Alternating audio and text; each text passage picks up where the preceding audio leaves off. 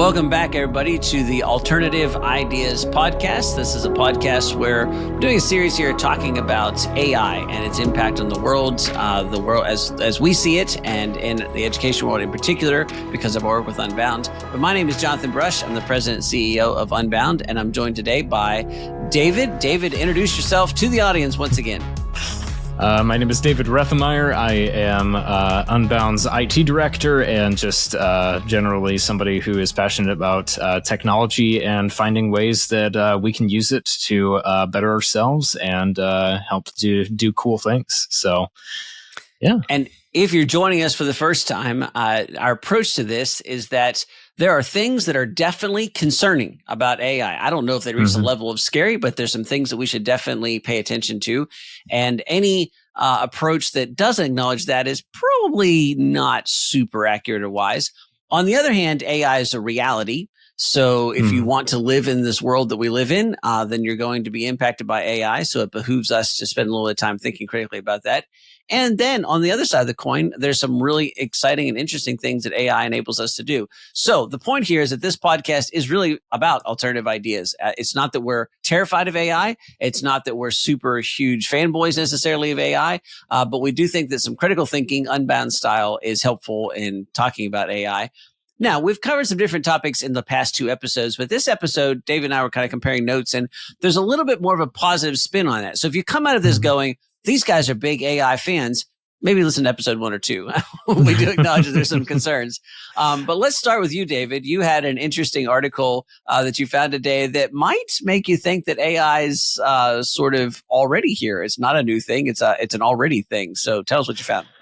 Yeah, so I found this study that is a collaboration from GitHub and Wakefield Research that was surveying a bunch of different developers, and it said that 92% of US-based developers are already using AI-powered coding tools at their place of work, which just seemed not terribly surprising to me, but just the fact that at least in the popular news cycle, the fact that artificial intelligence, or at least the AI tools such as ChatGPT, have only really been big in day-to-day news for probably the past 6 months or so. But the fact that at least among developers and coders, that it is already near 100% adoption rate for using it as a tool for work is super interesting. So there's that aspect of it. But I think I found to be the most interesting part of this article was that when most people, I think, would see a headline like this and go, well, I wouldn't want to be in software development now because eventually AI is just going to take the jobs of all of the software developers. But what I found really interesting was how this article framed it and how the developers actually do see it. A couple of quotes from the article. We also found that AI-powered coding tools enable individual developer productivity and greater team collaboration. And they continued on, collaboration emerged as a vital aspect of the developer experience. Over 80% of developers believe that AI-powered coding tools can enhance team collaboration, improve code quality, speed project completion, and improve incident resolution.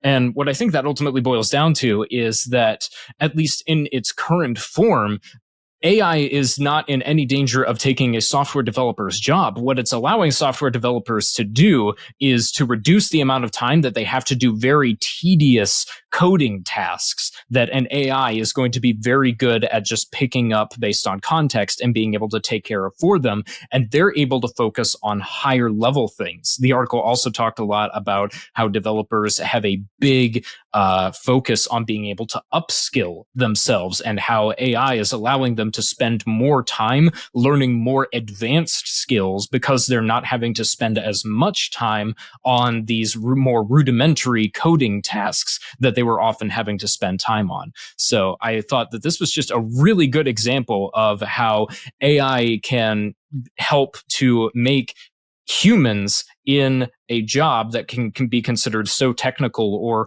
robotic in some senses become even more human and allow them to improve their ability to collaborate with other team members and to improve and better their own skills.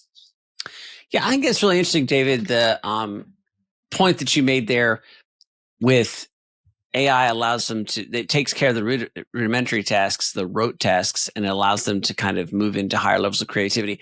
That's a common argument that you hear a lot. There's an interesting thing I was playing with as you were talking, and I was sort of thinking this through. And so maybe I'll think about it out loud here, and you can kind of walk me through it. Okay. I'm live in an old farmhouse and have been doing a lot of work on it, which is sort of an ongoing sort of sidelight of mine. In fact, today was an interesting day about doing some. Before we came out here, David and I were laughing about some of the things I was trying to get done today in conjunction with everything else. And so because of that, I spent a lot of time in hardware stores and specifically in Lowe's. And so, at some level, I more and more as I get older, I'm noticing things that we think. Have you ever had that nostalgia? Maybe you haven't, David, but I think there's a nostalgia twinge where you like look at something and you go, "Oh, wasn't it nice back in the days when?" And if you've ever watched like an Andy Griffith show and you're like, back when the hardware store, when the guy was behind the counter and all those things were there. And I was like, yeah, I wonder if at some point I'm ever going to sit back and go, wasn't it amazing when I stood at Lowe's and like literally everything in the building supply world was right in front of me? Like one trip, didn't have to order it, didn't have to wait for it to be shipped, didn't have to go to another town. It's all sitting there. And not only that, but almost any problem that I have, there's a solution and a way to do it better. Having a trouble, I was putting in conduit and trying to fish lines recently. So Lowe's has everything you need, right? All in one place. Mm-hmm. But there's this level that people talk about that there's more and more specialization. Like people don't do. So I was listening to an interesting podcast the other day about hunting of all things. And the guy was saying that, we live in a society where you do a subset of a subset of a subset of a subset, and you're really specialized at doing that thing, which is interesting. It creates this opportunity for us to do these things like have a Lowe's where the supply chain, which is almost infinitely complicated, works in a way that I can walk into Lowe's and buy a thing to fish a line and the cord to pull and the conduit and all that kind of stuff all at the same time. And at this other end of the spectrum, you've got this thing that as that happens, you're less and less connected to the outcome. And so people become more and more dissatisfied. And so I think there's an interesting thing here going on with AI that in one end, it is enabling us to do that, which allows us to do these really amazing things.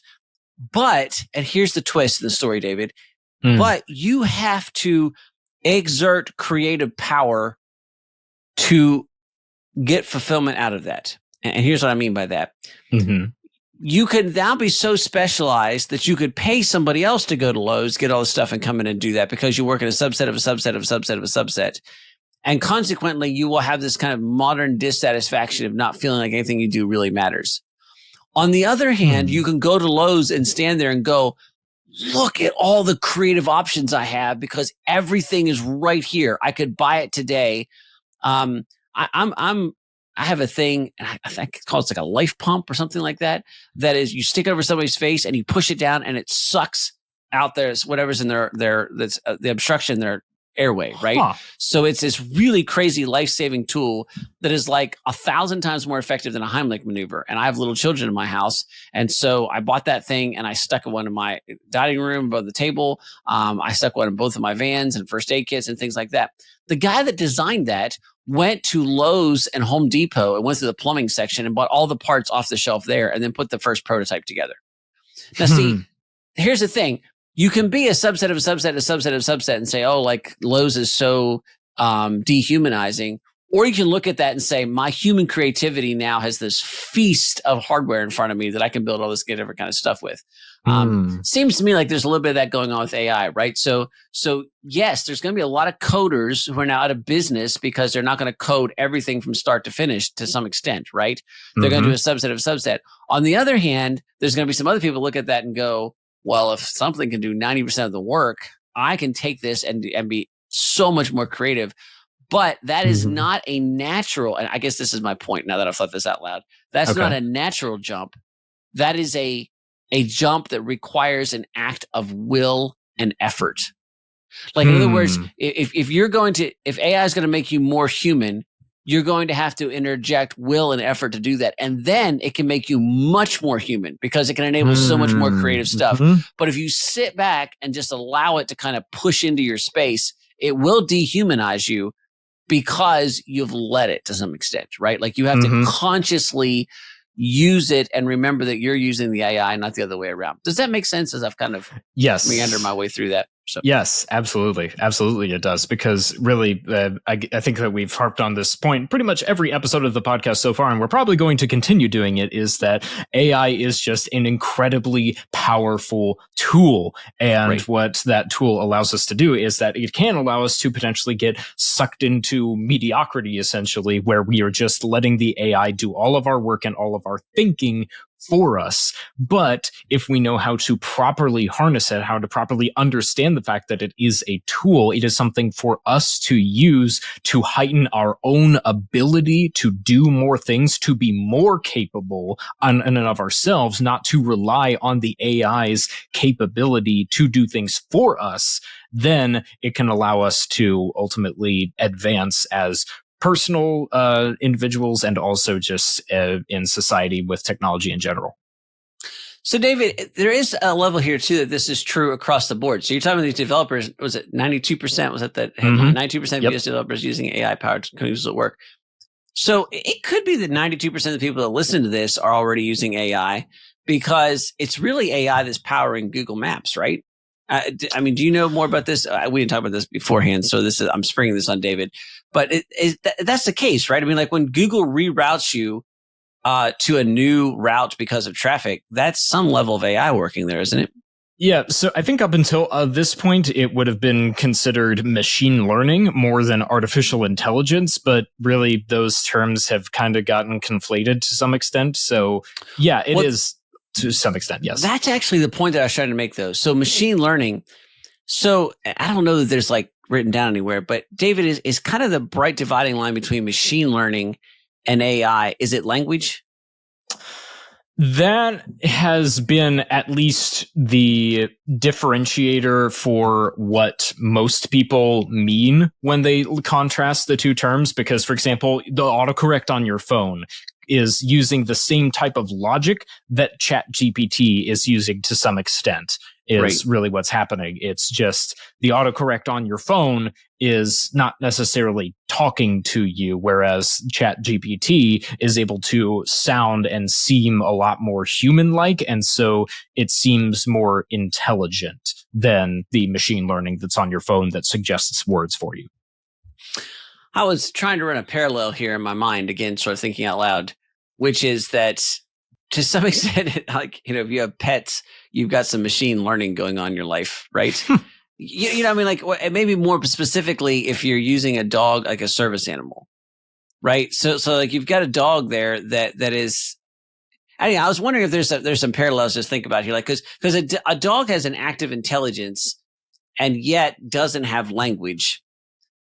So therefore, the dog does some things that you can't do, can certainly communicate with you in a specific way, right? Can be taught to do some pretty high level stuff, and yet still without that lack of language. And my now just going to break down a little bit here, but lack of language, it's clear that it's not human. I'm wondering if AI. Now it's okay. The analogy breaks down because a dog is still living, right? And we're not suggesting that AI is living. But yet there's a little bit of that going on, right? Where AI can be taught to do some things, is really good at some things, but yet still does not, I said language, but in this case still does not have this kind of inherent ability to independently think and sort of communicate. And so there's a real gap between the two.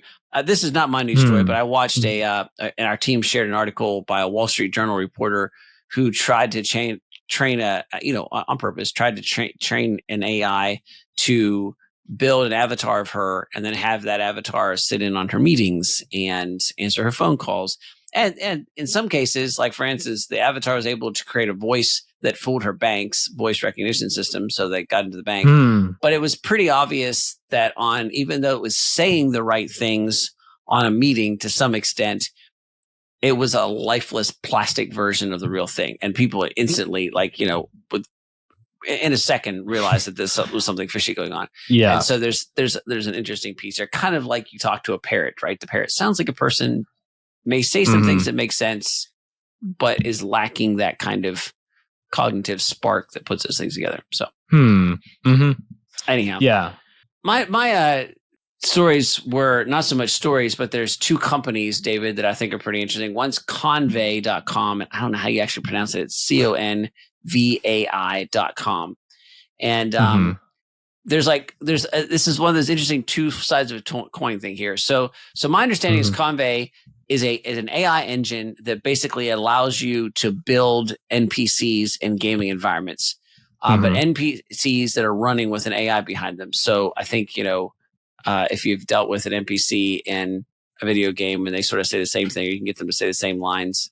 And I'm probably portraying my age because the last NPCs that I interacted with a lot in a video game were probably in Zelda. So that gives you some idea. But don't worry, they're still making those games. Yeah. Okay. So, but now you've got this kind of really kind of deep conversational AI.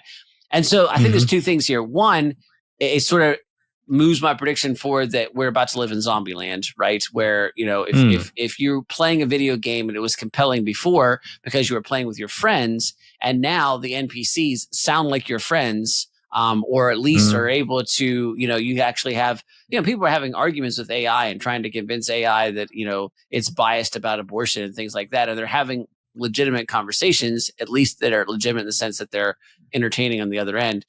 If you can imagine doing that in a video game with an NPC, all of a sudden your ability to immerse yourself in a world that's not real becomes much more significant, and that can be a bit scary.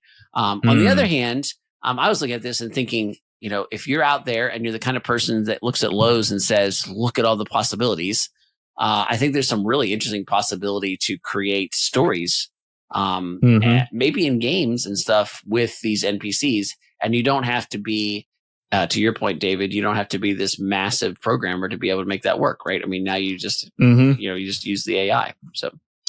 Right. Yeah. And well, what's interesting is that you could look at some, for example, like big open world games where there has been a lot of focus over the years on trying to make the non-playable characters in the environment react as realistically as possible to the things that your character is doing, because ultimately your character in the game has like total free will and is probably pretty powerful, because that's just typically how games work.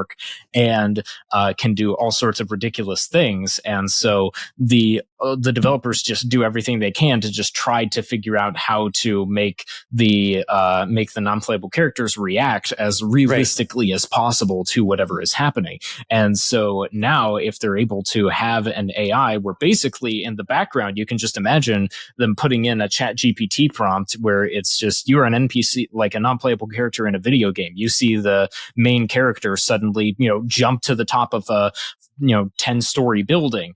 How do you react? And they react just like that. And so it can create some really interesting possibilities for that. But to your point, it could also make it so realistic that we're talking about getting closer to Ready Player One, frankly. Right. And there's an interesting aspect here where there's, the gaming application of this is pretty interesting, but on the site for Convai or whatever it is the conversational AI for virtual worlds, add unlimited knowledge to make your character an expert. And what's interesting is they have an avatar, but looks like a nurse here. And then the question, what is the best way to treat a fever? And the avatar is saying, the best way to treat a fever is to get plenty of rest, drink plenty of fluids, take over-the-counter medications, blah, blah.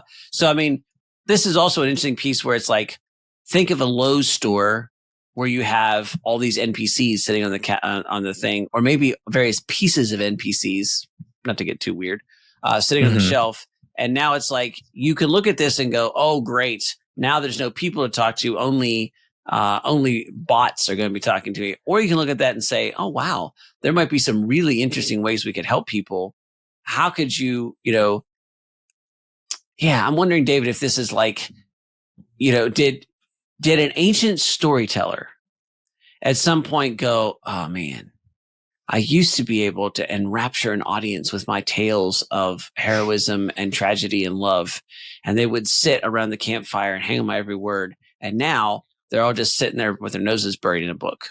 What I mean? Like, because there's some aspect of that, right? I mean, like if you had to convey knowledge, or if there was a teacher, I used to keep in the Greek in Athens, I used to keep a class of students hanging on my every word as I, practice my high art of rhetoric and deliver this information to them. And now they're all just walking around with scrolls. There's this aspect of there's a loss of human interaction, right? If the only way for you and I to convey knowledge to people is to talk to them live and in person, well, that's a pretty high human interaction. But if we really want to take something that is really important and preserve it, we would write it down in a book. Well, that preserves it in a very interesting way, but it also unavoidably leaves out the human connection. My shelves, my walls are full of books of people that I've never seen in person, wouldn't recognize if I tripped over them, and I've never had a conversation with. And yet I've learned and been able to, benefit from their knowledge. It's interesting to think of would an NPC be a book? You put all your knowledge into a book, and now it's almost an interactive book that your, descendants, other people could get your knowledge out of. That might be an interesting way to think of AI as a repository of information rather than some scary, Skynet thing. But the second thing I looked at, again, not a news story, was and again, I don't know why. I guess all the good names are taken, but Lalamu Studio, Lalamu, Lamu Studio. Close enough. Yeah, close enough. This is a little bit freaky. You can take pictures of anything and you can upload it here. You can then take audio of anything and then you can make the picture save the audio. And when I say picture, I mean you can take a picture of a painting and the painting will all of a sudden have animated lips. You can take a picture of a doll and the doll will now have animated lips. And it will say whatever it is. And of course, there's some really wild stuff here where they've got Bart Simpson, and Homer Simpson, and then you take a picture of the doll, and now the doll's talking like Homer Simpson. The site's pretty interesting to play around with. But again, there's some really interesting two sides of the coin, hello, deepfake on command. I could take a picture of David. Somebody could take a picture of our podcast, David, a still picture pulled from a YouTube still.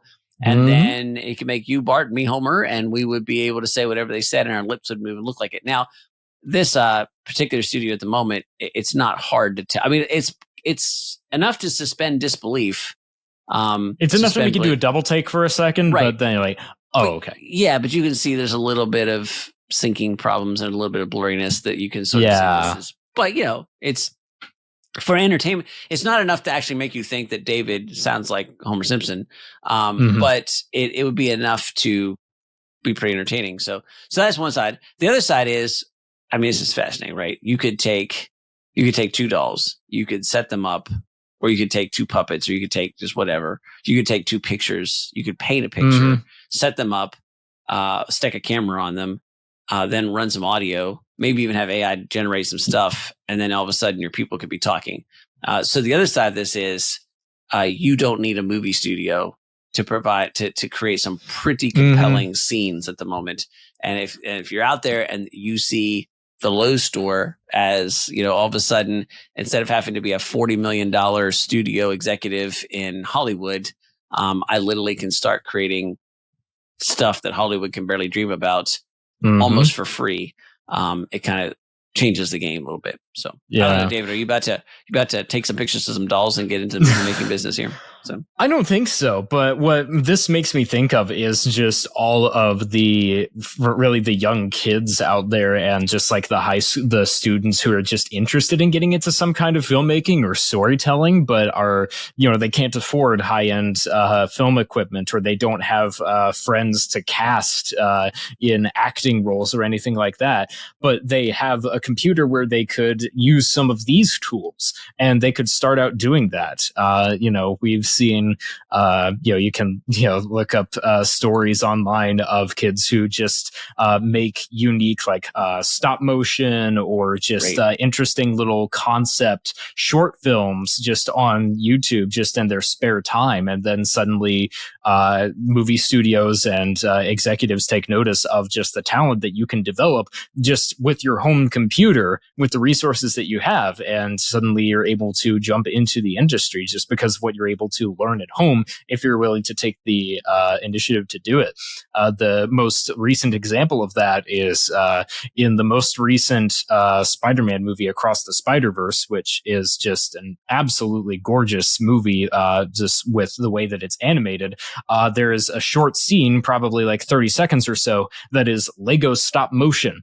And the way that that was done is that it was actually a young kid that took the entire trailer for the first movie, and he stop motion animated the entire thing by himself out of Lego. And so then the creators of the movie saw it and they loved it so much that they had him do an entire scene for the next movie. And I'm sure that he got paid a ton of money to be able to do that. And so I can, only just think of if there are some young people out there who are able to figure out how to creatively use some of this stuff, then they could really be pushing forward some really cool new ways to tell stories and to really have some cool opportunities out of them.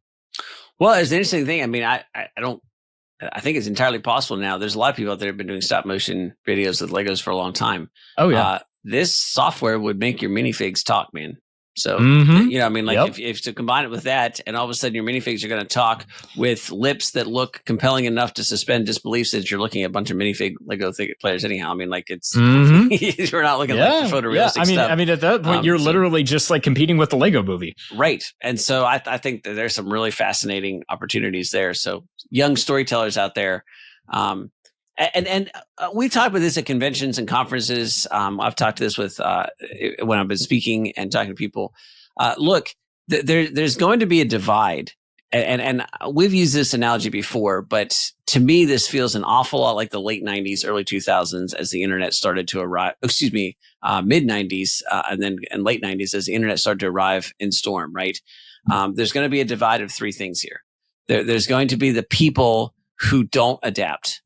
And they're going to increasingly find themselves completely disenfranchised from the world. And then some of them will stay disenfranchised and some of them will sort of reintegrate when the usability becomes so high. So I noticed this, that there's a generation about my parents' age where some of them never got comfortable with the internet and technology. And some of them came back when the iPad and the iPhone came out because all of a sudden Apple made the interface so easy that anybody could do it. Right. So that's one aspect. There's people who will adapt enough to do whatever it is they have to do. And I've generally been in this camp, right? I can use technology, but I've never been fascinated by it.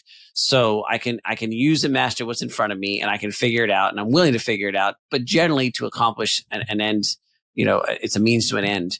And so I'll use it for my job. I'll use it for whatever I'm doing. But then there's another group, and that's the group that says, that's cool. And they start jumping on it early and they start going, what could you do with this? Those are the people, if the first group of people are the ones that are like, I'm going to call a plumber, they'll go to Lowe's to get my stuff. Right. And the second group of people is like, okay, I need a pipe. I'm going to buy a pipe and I'm going to get it and go back in and put the pipe in. And then the third group's of people that look at Lowe's and go, I wonder if you took this pipe and attached it to that over there and added that over here and did something in a new way, if you wouldn't need to do this stuff anymore this way. That's it. That's the third group. And if you're a younger person listening to this, or you're a parent of a younger person listening to this, look, there is this is that kind of place where the bar for entry is real low all of a sudden. The tools are real available. And if you're willing to jump in and start messing around, you're likely to be in the driver's seat for this technology in the next 5 years. And so that's an exciting turn. All right. So, Jonathan, I think for concluding today's episode, I thought that it would be really fun if we went into the very practical side of AI and discussed how we individually have ended up using it, because I think our listeners might find that interesting, because neither one of us are the most technical people. Right. I am in IT and I like technology. I think that you qualify on that side for sure, David. But I don't. I mean, it depends. There's levels to this. I don't have a degree in IT, and my day job does not involve coding of any kind. I don't know how to do that. But just to be clear, for all those listening, though, however, if I have a technological problem, David's the first person I call. So I mean, there is that aspect of it as well. And David claims that just the very act of calling him solves most IT problems. And there's actually something to that. So there may be some more AI going on that we don't know about the behind the scenes here. But yeah, carry on, Dave. Carry on. Yeah, I think that's a good transition into just how you and I, as at different levels of technical competence, have been able to use a little bit of AI in just our day-to-day lives and in our day jobs. So why don't you start? Because I think that you've been using it in probably a broader variety than I have. And then my use of AI has been a little less direct and a little bit more administrative. And so start out and say, what are some of the things that you've been using it for? I don't know. Let's go professional to personal. So professionally, how are you using it? And then personally, how are you using it? Okay. Yeah, I'm down for this.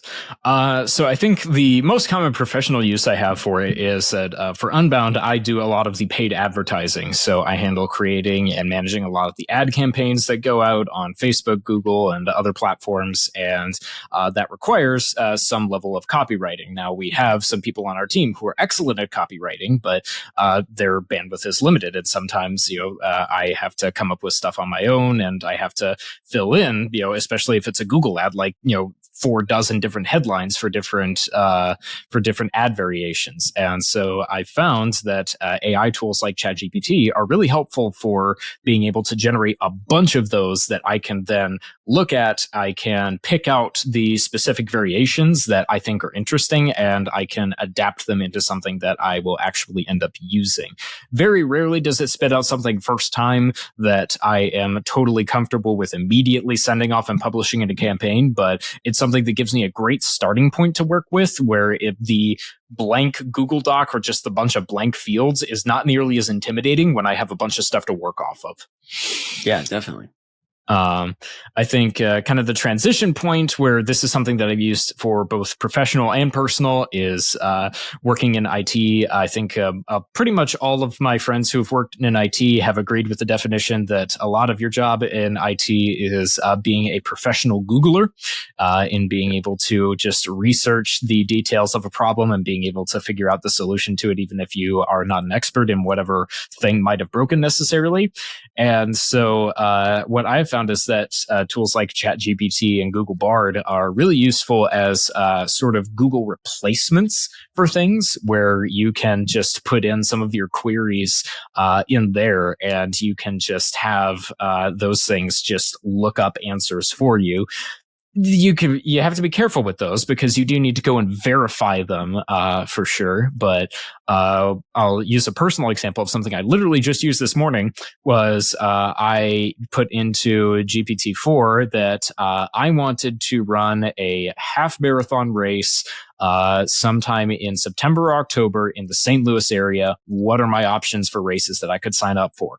And so then it searched, it worked for a few minutes, and then it gave me a list of a bunch of them, and it gave me links to all of the different races that I could go to and I could sign up for. And so that way I didn't have to do nearly as much going around to a bunch of different websites trying to figure out which races actually have half marathons and which ones are different lengths. It just spat out a bunch of them for me that I could look between right there. So that was super useful for me.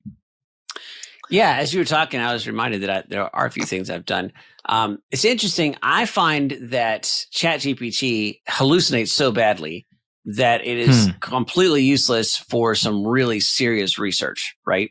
In other words, research about things you don't know anything about. However, it's particularly helpful for research that you do know something about. So I give a lot of presentations. I do a lot of talks and speeches and things like that in public and speak professionally for different things. And so I don't like to repeat content. Some speakers have like a couple, 4 or 5 boilerplate things they use again and again. Generally, if I'm in front of an audience, there's some themes I hit again and again, but I'm often custom crafting that for that audience. This is particularly true for our students. So for Capstone, we had, it's a leadership event that we do. We have a year 2 track that changes every year, an advanced year track that changes every year for our second and third year students. And this year I was coming up with new content for that. And we were talking about resilience, and I was talking about how there was wars for every generation. And so, this is an interesting place where you'd have to Google and say, Google how many this war and how much time was between the Civil War and the next war. And, you can go to ChatGPT and say, how many wars the United States fought? What was the interval between those wars? When was the start and end date? How long did they each last?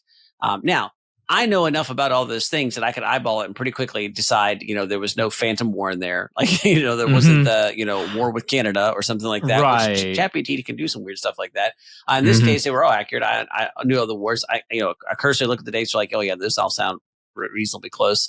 And so I knew they were correct. And so something that would have taken me like a half an hour of research took less than 3 minutes. So that's kind of a big deal. The other one's going to sound a little odd, and so bear with me for a second. But as somebody who supervises a lot of people, I get asked to write a lot of reference letters, which I'm delighted to do, but it takes an inordinate amount of time. And so I've gotten into the habit of asking people, send me the letter you want written, like write the letter about yourself. And then I will substantially rewrite it to the point that they don't even look the same. But I tell people this helps me a lot because I know what it is that you want highlighted. And then I will make sure that I either highlight that if I agree with it or change it. And so that helped me save a lot. But we're still looking at a process that can take a while, particularly because sometimes people send me 5 pages of stuff when, a reference letter is generally 2 or 3 paragraphs. So taking 5 pages and condensing it down, still a long time. So I found a couple of situations where I had some of these longer things and I took them into ChatGPT and said, condense this down to a smaller letter for me and pay attention to, and then highlighted the things that I wanted ChatGPT to pay attention to. And they gave me a version. And like you said, David, the version I wrote had almost nothing in common with the ChatGPT letter. Like when it was done, it was very different.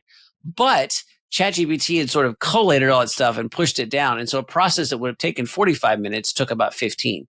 That's a big gain for me when I have to write a bunch of these things a week. And I want them to be very authentic. And again, my final letter looked nothing like ChatGPT's. In other words, there was very few things that were the same. So I felt it's very much an original letter, but it was an original letter that came from a sort of earlier format that would have taken me a long time to condense, and ChatGPT was able to do it really fast. So there's,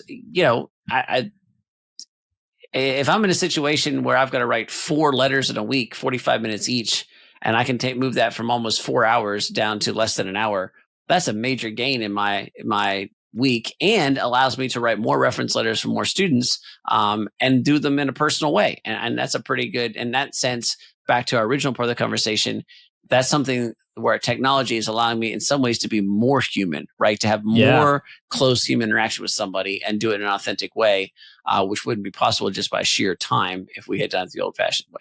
So, yeah. Well, David, I think we are kind of out of time. We've had a lot of fun going through a bunch of different things. I feel like I spent a little bit more time thinking out loud on this one. So thanks for bearing with me and helping me do that. But why don't you take us out of here, David? Absolutely. Wow. Well, if you're listening into this and you've made it all the way to the end, thank you for joining us for this episode. We will be following this up pretty much every week for the rest of the summer with new episodes where we're going to be finding new interesting stories about AI, giving our alternative ideas about them, and just joining you with more thoughts. And if you would like to learn more about what we do outside of this podcast, which is we specialize in giving young adults an education that allows them to think differently and be equipped to be more human in the real world, then you should check us out at beunbound.us, where you can learn more about what we do and some of the ways that we help young adults to live purpose-driven lives that we are really excited about. Until next week, have a great week, and we'll be back with some new alternative ideas in the future.